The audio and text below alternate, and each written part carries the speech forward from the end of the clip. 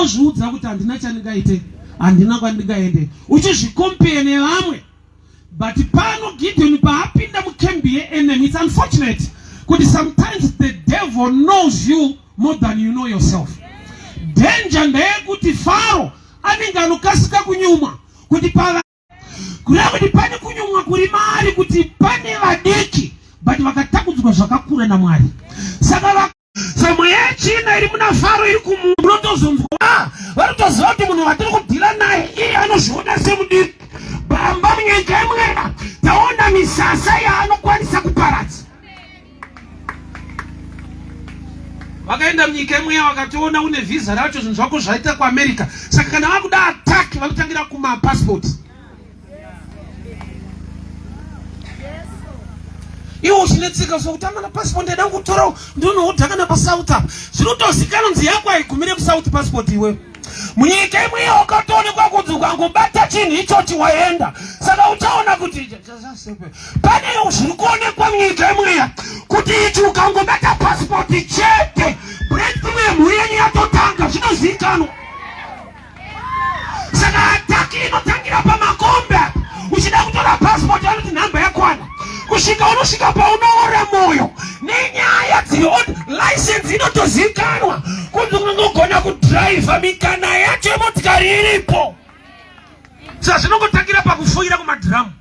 Wanzwa nekuenda, wanzwa nekuenda, wanzwa nekuenda. Iwe hazvikunetsewo here? Ini kare ndaiti kudhiraivha ndiko munhu akafunda, munhu akangwara. Zvika ndazochallengwa ndakuonawo kamuoka munhu kachidhiraivha ndikati chinhu chiri ordinary zvekudaro. But pane nguva yekuti iwe ukachivavarira kana ukaverenga provisional yacho kana ukadi unowanza kuti hazisi kuita wafoira. Iwe unetsika kuti amana ndoda kuita driver chete. Munyika imwe hausi driver. Problem ndeyekuti unozviona sechingwa hauzvioni semunondo. Vamwe vachiona vari kuti taona chingwa chichipiza misasa. Mumwe ndokubva ati musanyeperwe varume. Kune vanhu vekuti unomuona sechingwa but uri munondo. Saka nhamo ndeye maonero ako aunozviita. Usingatarise munyika imwe yamaonero aunoitwa naMwari nenyasha dzakadururwa pauri. Unoti mutumwa yake mistake here. Kuinga iwewe Gideon wakatowanda zvako apa uchipura zviyo.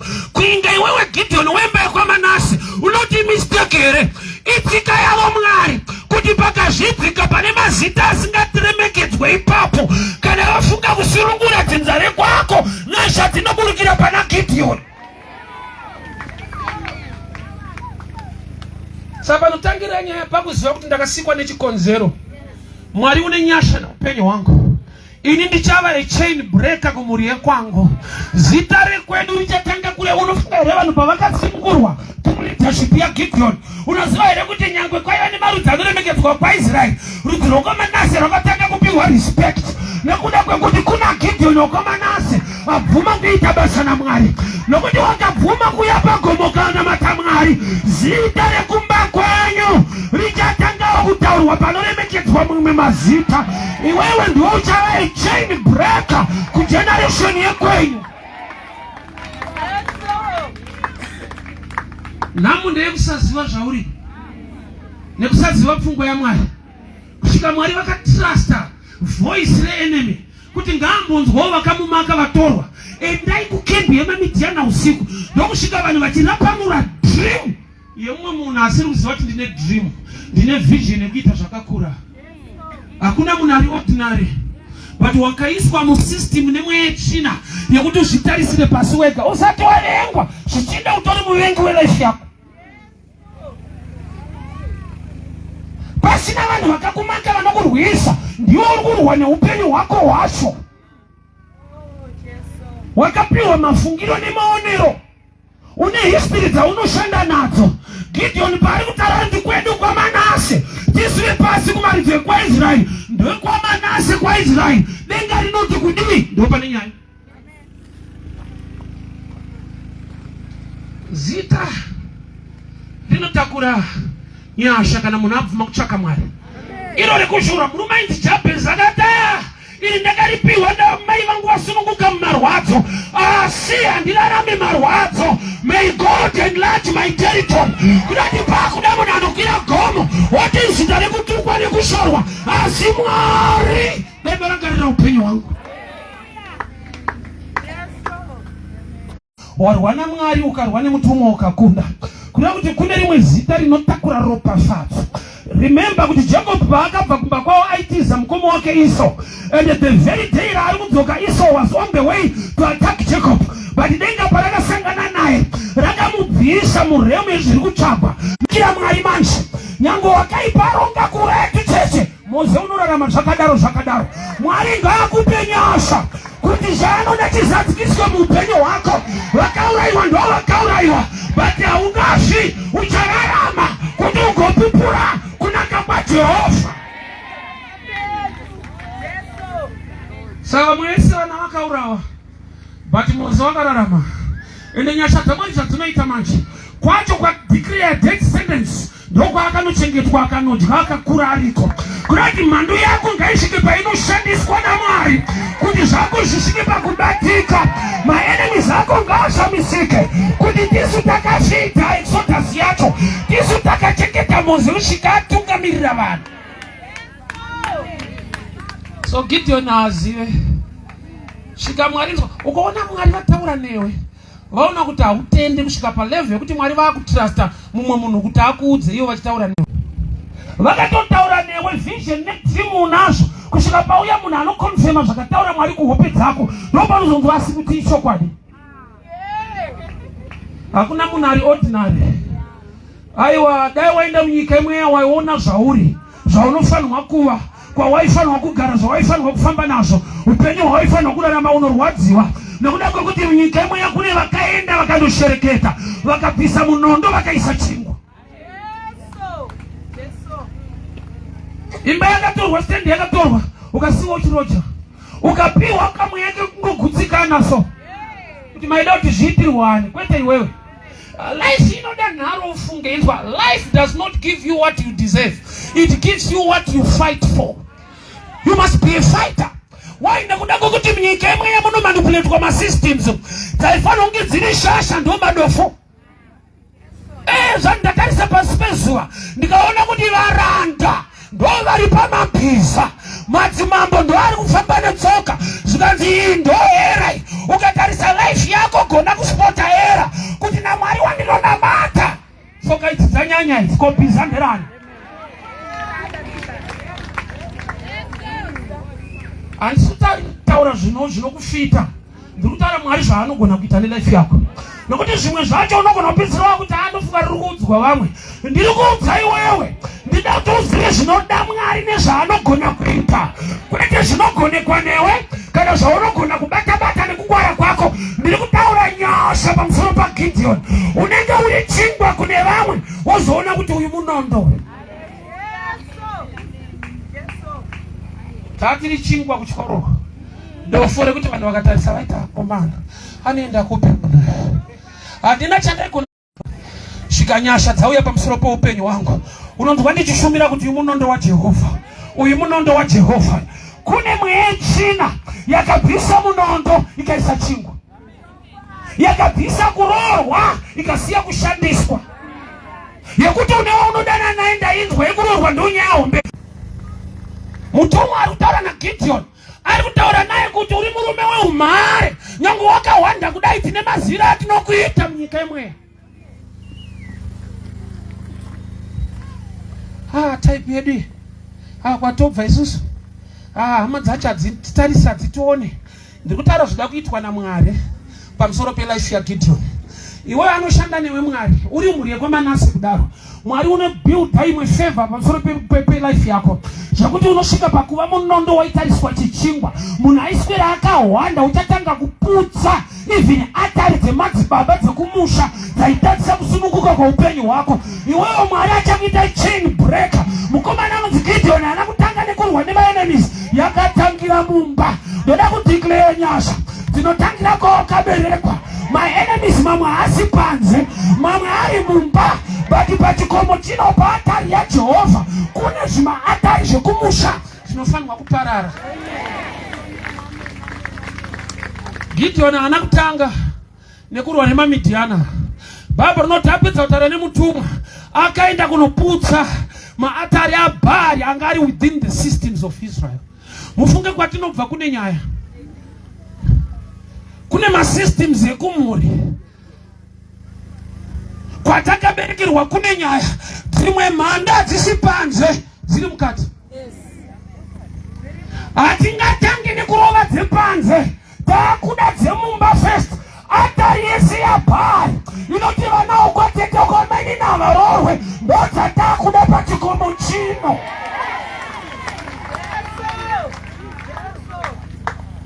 Yaka kuti munhu anororwa nokuti akanaka akakunyepera. Ita research yako zvakanaka uone. Wozoona timu rakamira kurodhu. Uchaona kuti vakanaka vamwe wacho vari panze. Ibhiti haisi kushanda. Akakuti akanaka ndianororwa ndiakakunyepera. Tarisa ari mumba neari panze. Uchazotsana wataura shuwa.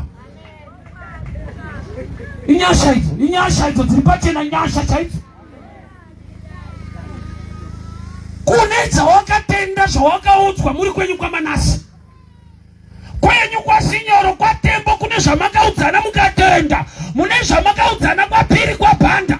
Ndauya kuzotaura zvepachikomo cheKalvari, zvenyasha dzaJehovha. Haurambe uri chingwa, uchava munondo, uchava ebheseta. You break a record kudzinza rekwenyu kumhuri yaunobva iva Gideon. So vanozviziva. Saka uchiona maattacks haperi. Israeli haisi kubuda muEgypt kuti itore wilderness. Ida kuenda kuCanaan, but hondo inotangira paRefidim muwilderness. Sei vachirwiswa vari mugwenga, hapasipo pavanoda kutora, vada kungopfuura. Kune mweya isingade kuti uende kwaunofanirwa kuenda. Zvekusvika yato imwe story. Kune madhimoni asingade kuti ungonzwa buda munyika, kune mweya iriko. Kuti kunze kwacho uchanoitei yaimwe nyaya. Havadi kuti utange rwendo rwacho. Vachadinoziva chinovambwa naJehovha. Jehovha unopedza nacho. Chinotangwa naMwari, Mwari unopedza nacho. But kune mweya yakaronda zita. Svika akachinjwa Jacob zvanzi wakunzi Israel. Reka ndikudze mystery yemukomana unonzi Moses. Moses destiny yake, plan yaMwari is for him to take people to the promised land. But haana kusvika. Promise iripo. Simba rakabva kupi risingamusvitse. Uchaona Bible rinoti mai vake vakamubereka, vakanomusarenda kumba kwaFaro. Mai vake mistake yavo havana kumupa zita. Moses zvinongoreva kuti chandakatora kumvura. Pavakaendesa Moses kumwanasikana waFaro vapedza kuyamwisa, zvanzi and Pharaoh's daughter named Moses. Kureva kuti chandakatora kwete chandakabereka, chandakatora kumvura. Kurati Moses anga asina zita rikumba kwavo. So zviri papi munhu waMwari kuti asapinde promised land? Zita ndo rakamubata. Ukaenda kubhuku yaDeuteronomy 33 unonzwa Mwari wakuti kuna Moses, hauchapinda nekuda kwekuti pamvura yepaMeriba hauna kuratidza kutendeka kwangu kumhuri yekwaIsraeri. Kuda kuti pamvura yepaMeriba ndo pakava nedownfall yake, nekuda kwekuti zita rake rinonzi chandakatora kumvura. Saka mvura ndokubva yatora kwaanofanirwa kuenda. Lepota uchiverenga Bible. Moses haana kupiwa zita namai vake, nokuti Moses zvinoreva kuti chandakatora kumvura.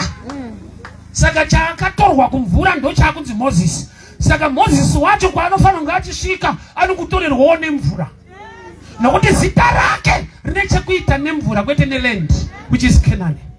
Tine vanhu vane mazita ane chekuita nekumvura.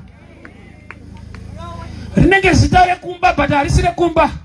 Kune mweya yekumvura yakapfeka vanhu njere ikati chipai mwana zita.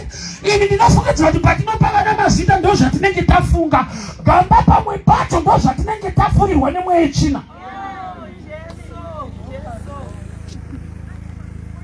Kune zita risina kunaka riri pamunhu rekuti no matter how you try, but zita iroro itori mhiko, itori covenant. Saka uchiona Mwari pavanoshanda naAbhurahamu aitombonzi Abraham, kusvika Mwari vakuti kana takuita tese you need a full name inonzi Abraham, not Abraham, nokuti irori zita rine zvaraibvuta mauri. Kana ari so Mwari vakushanda naye nokuti ayo kubva nhasi waPauro iwewe. nekuda kwokuti basa rawakufamba naro haripindirane nezita rinonzi Sauro. Chechi ndinzwe. Vamwe vanhu muri kutiitwa sechingwa chinongodyiwa nechero ada. Chingwa chebhari. Ordinary bread. Original bread yaigadzirwa newheat. Bhari chirimwa chaigona kusurvive mufemine. Right, kana zvinhu zvisina kumira zvakanaka vairima bhari. Saka ukaona vane chingwa chebhari kuda kuti zvinhu hazvina kumira zvakanaka chinenge chimodo isubstitute. Saka mumwe paari kurota ari kuti varume tine vanhu panyika vari kuonekwa sechinhu chiri ordinary but vari minondo.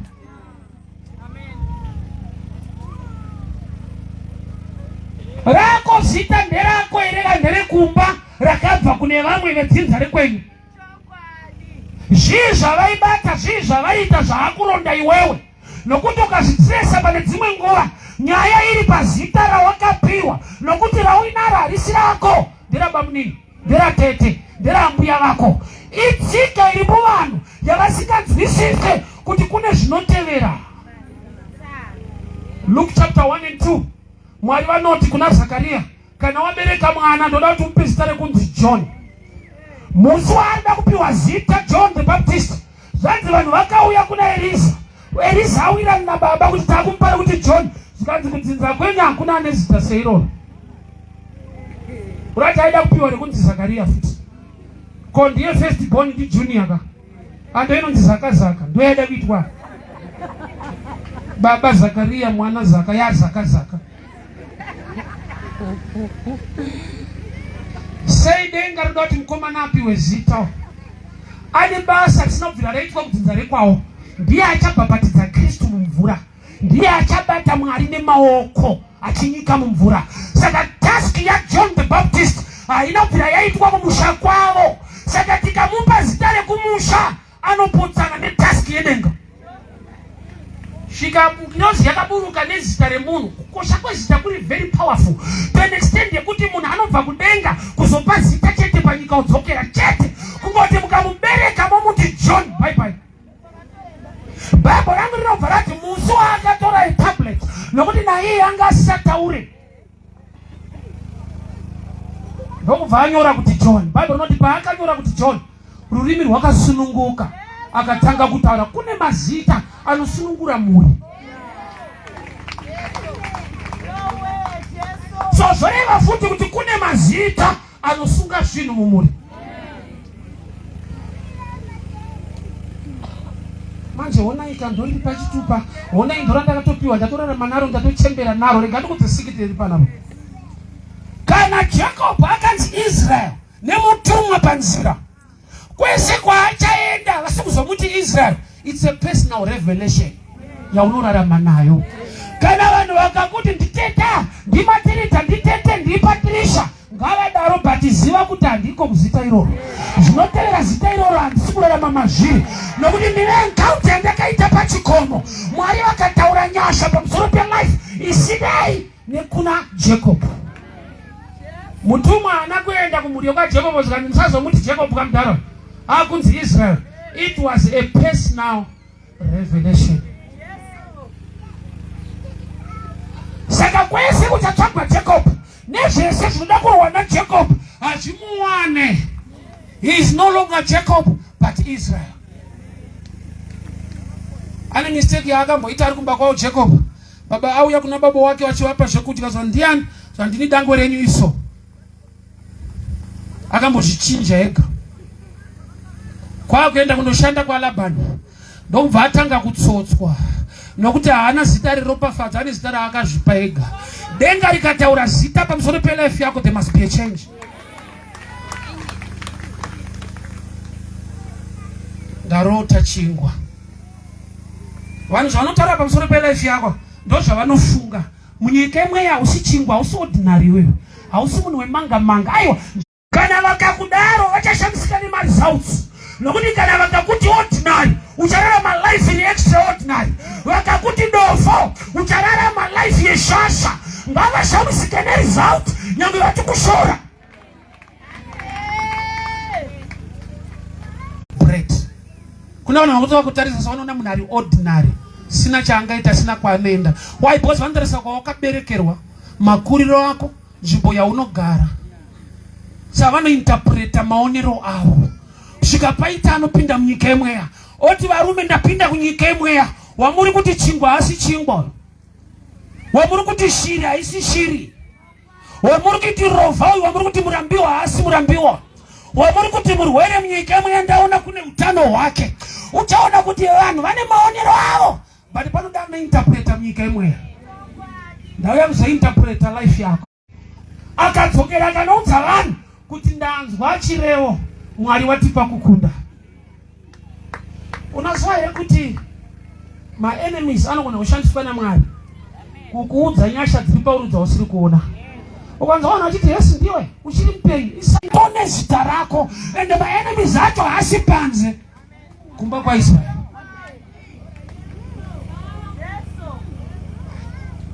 Munhu vanotaura vanoti zinoirema kunyemwerera kusina kupinda munyika yemweya uone. Wakanyemwererwa nevanhu vasingade kusumuka kwako, kufarirwa hakusina kupinda munyika yemweya uone. My enemies wako ane strategy yekuwirirana newe, yekutofarirana newe.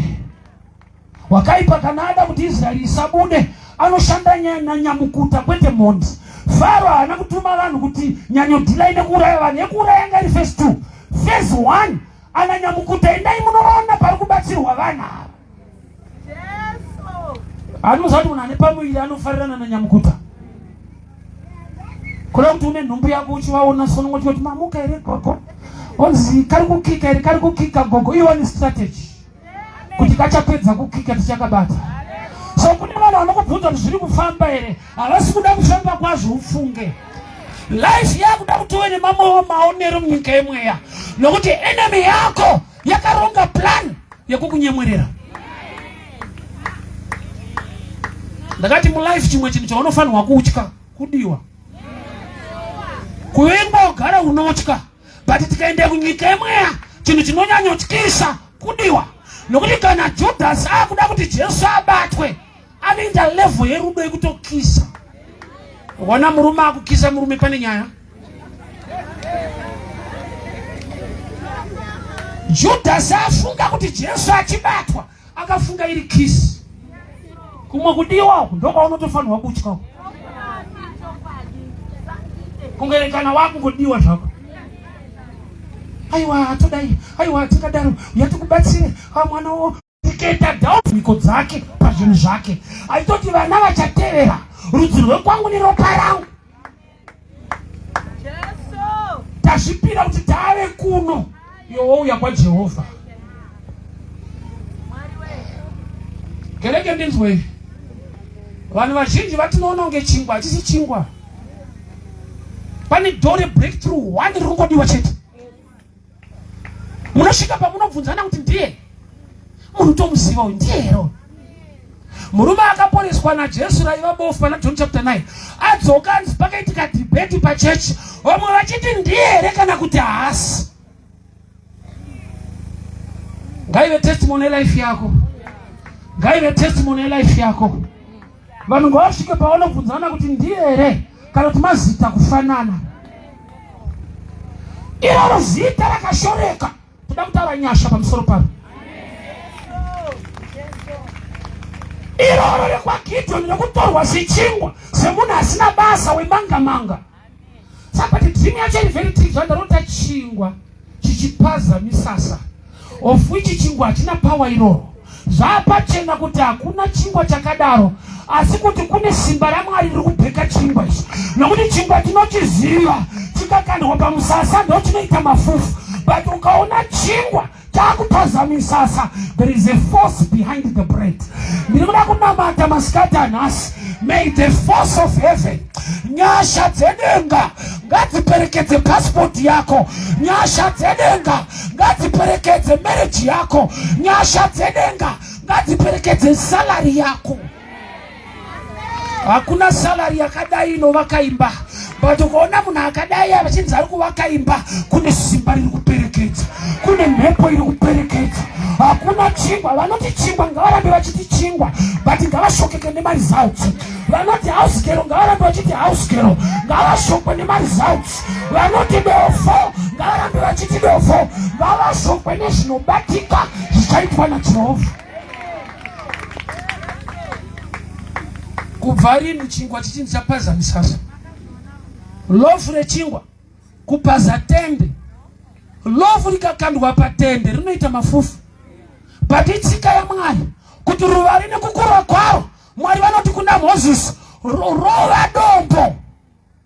Hama dzangu chimbo nedombo zvikanzi zvarovana, pane chinofanirwa kutyoka. But zvanzi dombo ndo rakatsemuka. Itsika yaMwari kuti halisi chimbo yarova ruvari. Ndimwari ada kuita zvinoshamisa nechimbo. You are ordinary in the sight of men, but I've come to interpret your life in the spiritual realm. You are not ordinary bread, you are the sword of the Lord. Hausiwa kushandiswa unotororwa ukachata iwewe. Hausi ordinary zvekudaro ndo zvavanofunga. Ndo zita ravakakupa kuti ndiwe chingwa, ndiwe munhu asina basa. Ndauya kuzokupa zita rinonzi munondo waJehovha. Paunobva pano uchanopaza misasa kumuriya wakaberekwa. Zvavanotaura nezvavanofunga, Mwari ngaaite zvinoshamisa nelofu rechingwa. Iyi salary inotokutemesa musoro uchiroja. Mwari akakuperekedza nenyasha papei shoma, panoitika zvakakura.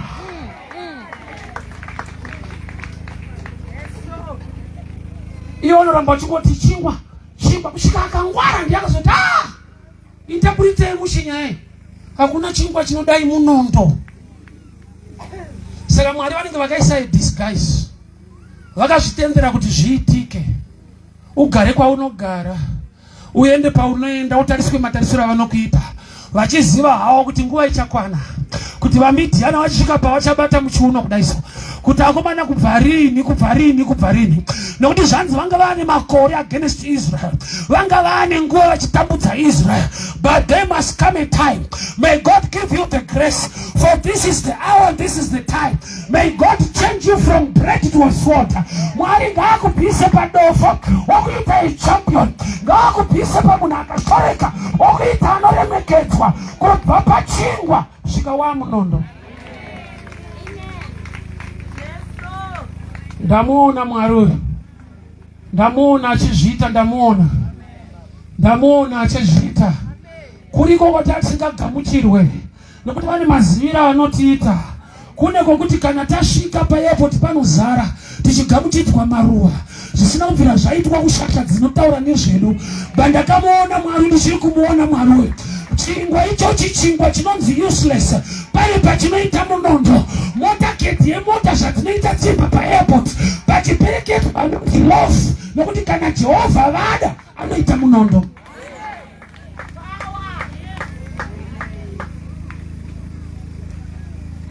Kune mwenyika ndakasvika so, ndaitenderera munyika iyo ndichiparidza. Vane imwe nyika ndokubva vazvinzwa, Console Island. Ndobva vati this coming Sunday please vakakumbirisa. Unoziva kugamuchirwa munyika yekwako it's another story. Kugamuchirwa kune dzimwe nyika zvakaita sekunana Ireland, kunana UK it's another story.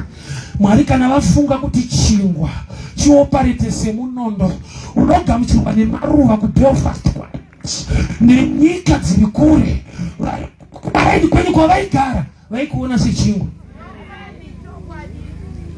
Ukapa vanhu vhidhiyo nemapikicha kudai, vanokubvunza kuti ndiani anga achipereke chichaitika. Wonza kuti chingwa Jehovha kana ada zvake chinogona kuswera chamunondo. Matende emaMidhiana anosvika paanoparadzwa. Ndakamuona Mwari uyu.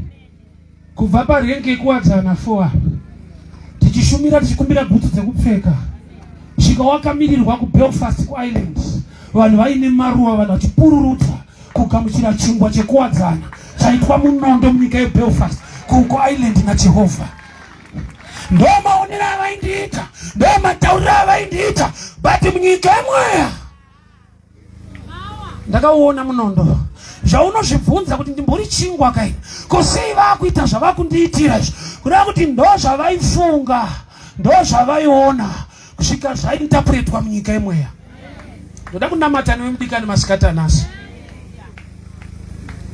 Ndoda kuti Mwari aunze maresults asiri size yako.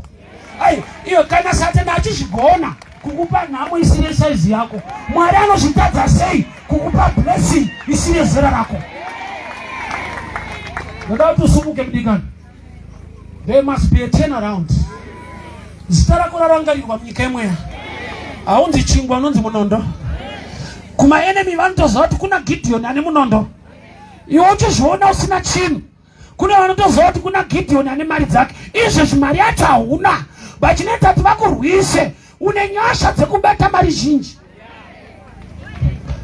Contract diki shoma iripo iri kuriziswa nokuti vanotoziva ukashanda project you make a name.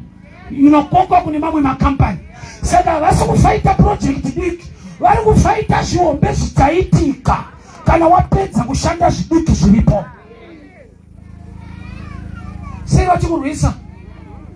Kungobata musoro wevanhu musaloni, jelasi rinosumuka. Vanoziva kuti une client wanya uchati wabata.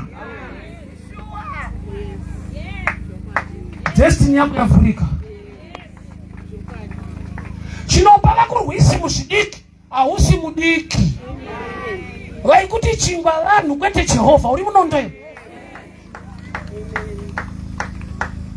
Zvavari kukuresista zvishoma izvi, vanoziva kuti pakangoitika chinhu chete pachidiki, zita ragadzirwa.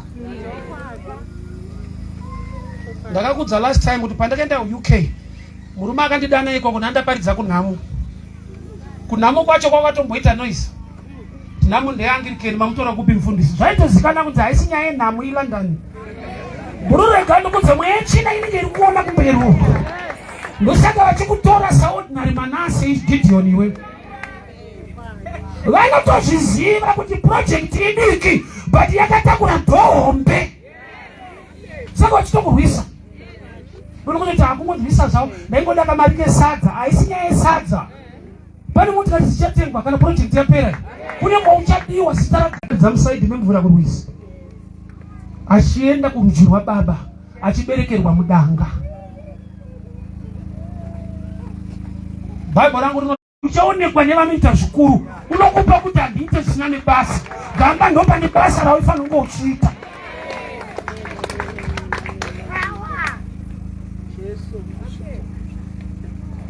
Padaenda kuStar FM. Mwari wa Gideon. Mwari wa Gideon. Chainge chingwa chiri kunzi chiri kupaza misasa kuda kuti zvakashoreka Mwari zvikabhekwa nemhepo yedenga kune misasa inofanirwa kuparara. Bandiri kunamata chekutanga Mwari kumuridza vanobva. Kune zviriko kumuridza vanobva Mwari. Uriko mweya wejelasi, mweya wokuvengwa kuti zvaanobata zvisaendeke muchato usabudirire. Baba ndiri kudeclare, ndiri kutaura nyasha pagomo rino masikati ano. Ndiri kutaura munondo wa Gideon. Munondo wa Gideon. Munondo wa Gideon. I pray for favor. I pray for spiritual backing.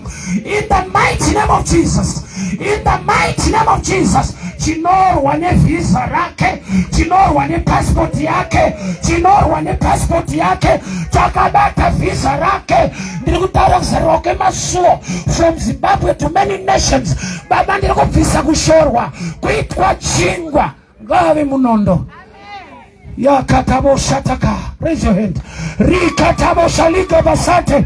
Yepepe malikata. Manta paraso. Shiketa paluka tiasa. Yepe kale. Malikata parando. Ikaka salukata. Yepo shalima. Marepa zeke. Shiketaba. Pakatayaka. Menta palatiasa. Ikatalande. Ipepe salukata. In the name of Jesus. Baba ndinoshedza mhepo inoperekedza chingwa pamisasa. Ndiri kushedza mhepo inoperekedza chingwa pamusasa. Musasa wakakakwa kuti asapinde. Musasa wakakakwa kuti asapinde. I call upon the wind.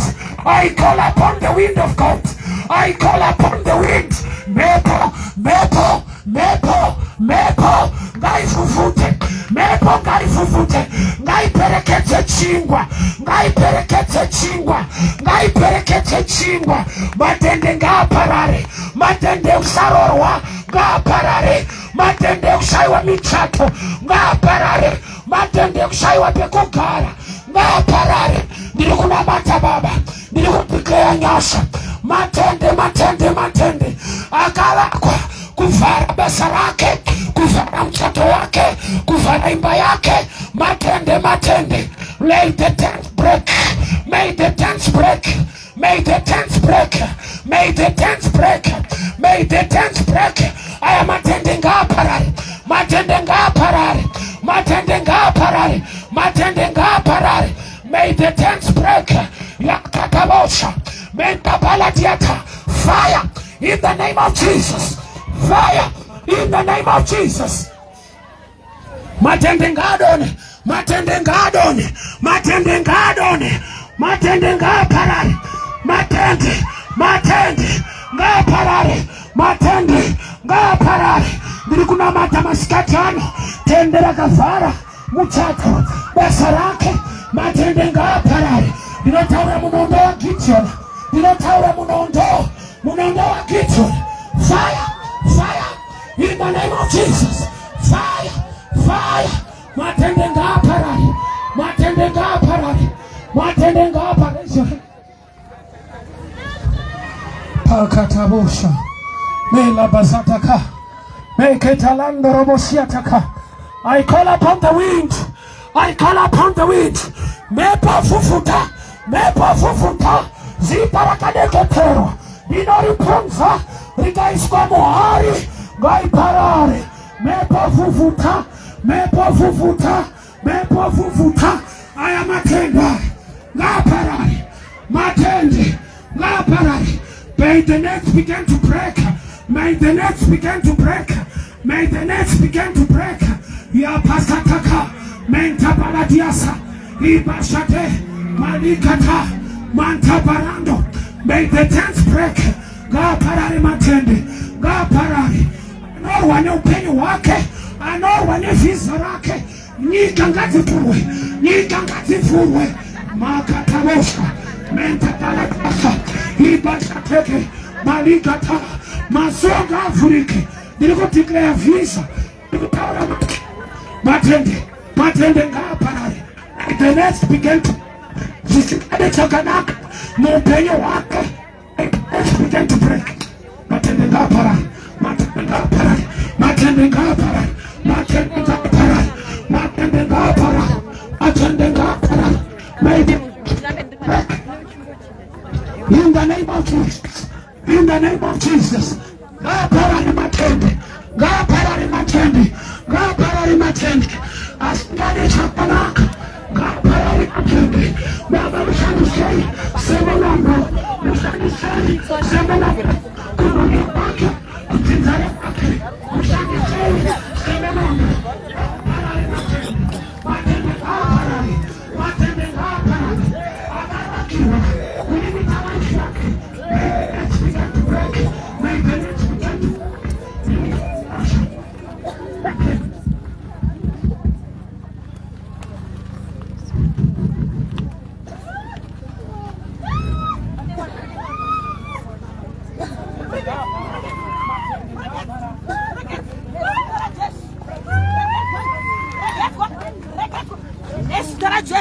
From now onwards, you are free in Jesus' name. Every ote kutera, mepo tematinza, kutera sita, banas, regetwa. You are free.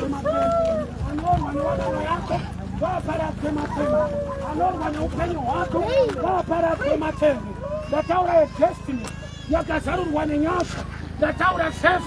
in the name of Jesus. Matende ngaparare, kuronga kwa wakaipa ngakubreko. Nezita la Jesu, nezita la Jesu. May the nets begin to break. Nirikutaura Baba, matende. May the tents break, may the tents break. Every spirit of limitation, we have dancing with us. Nirikutaura Baba, a bright future, a great destiny. Matende ngaparare, matende ngaparare, matende ngaparare. Destiny yangu mchonaka na raba destiny.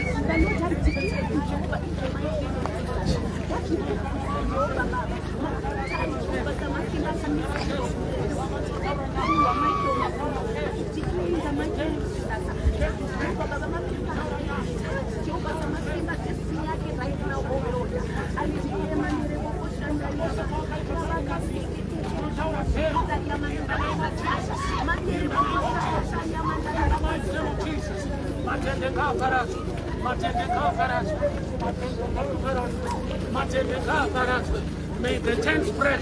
May the tents break. That's what it's meant.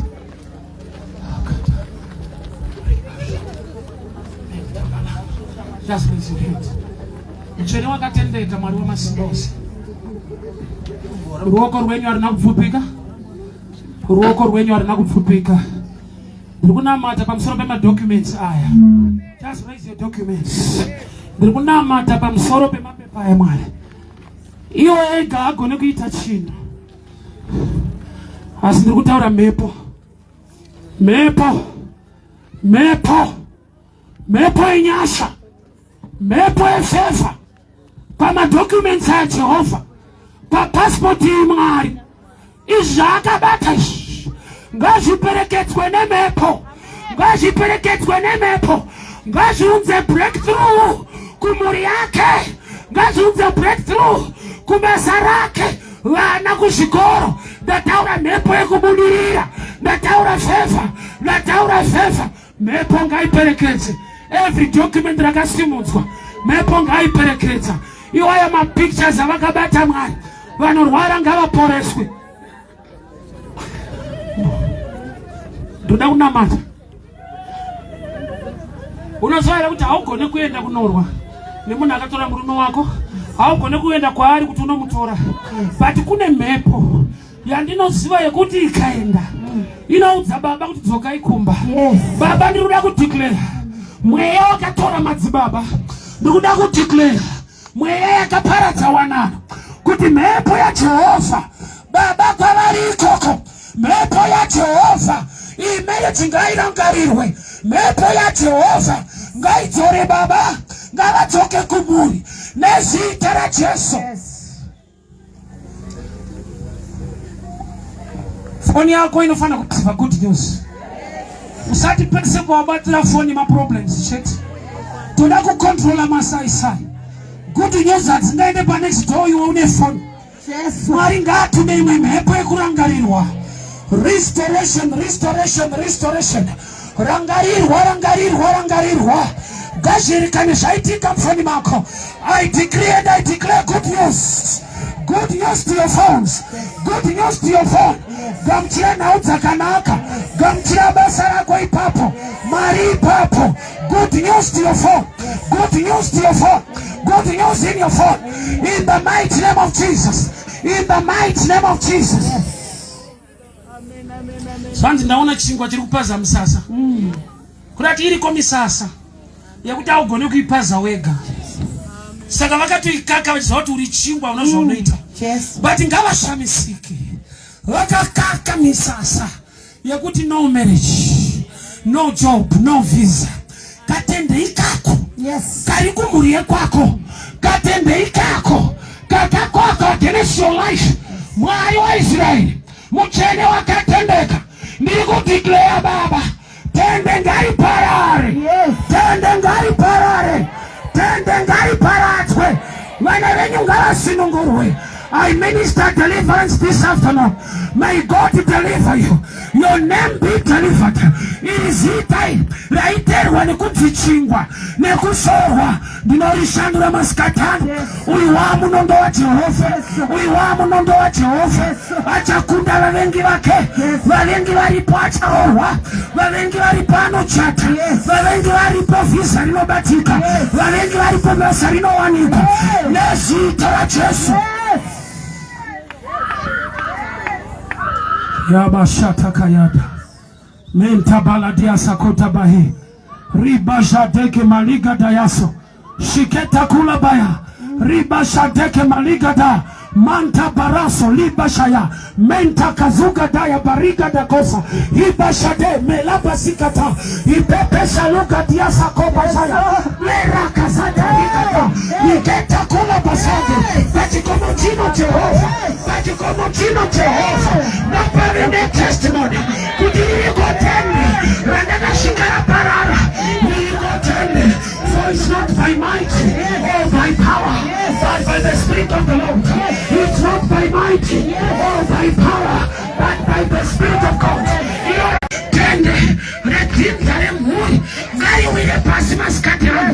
In the name of Jesus.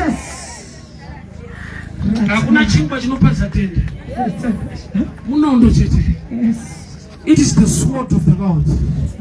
Munondo wenyu mwari ucharwira mai vari pano. Munondo wenyu Jehova.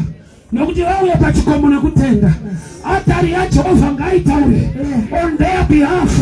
Atari ya Jehova ngaitaure mwari kuministry kwake. Atari ya Jehova ngaitaure Baba. Atari ya Jehova ngaitaure Baba. Atari ya Jehova ngaitaure Baba. Atari ya Jehova ngaitaure Baba. Atari ya Jehova ngaitaure Baba. Atari ya Jehova ngaitaure mupenyu wake. Atari ya Jehova ngaitaure Baba. Atari ya Jehova ngaitaure Baba. In the name of Jesus. In the name of Jesus. In the name of Jesus. In the name of Jesus. Atari ya Jehova iwa munondo nakupisa pakushorwa. Iwa munondo mwari ngavaonekwe neupenyu hwako. Mwari ngavaonekwe pabasa rako. Mwari ngavaonekwe kumereji yako. Mwari ngavaonekwe. Ndiri kutaura munondo. Ndiri kutaura munondo. From bread to salt. From bread. Ndiri kutaura munondo. Ndiri kutaura munondo. Ndiri kutaura munondo. Kutaura munondo. Ndiri kutaura munondo. Ausotnai. Ausichiwa. Ausotnai. Ausichiwa. Ndiri kutaura munondo wa Jehova.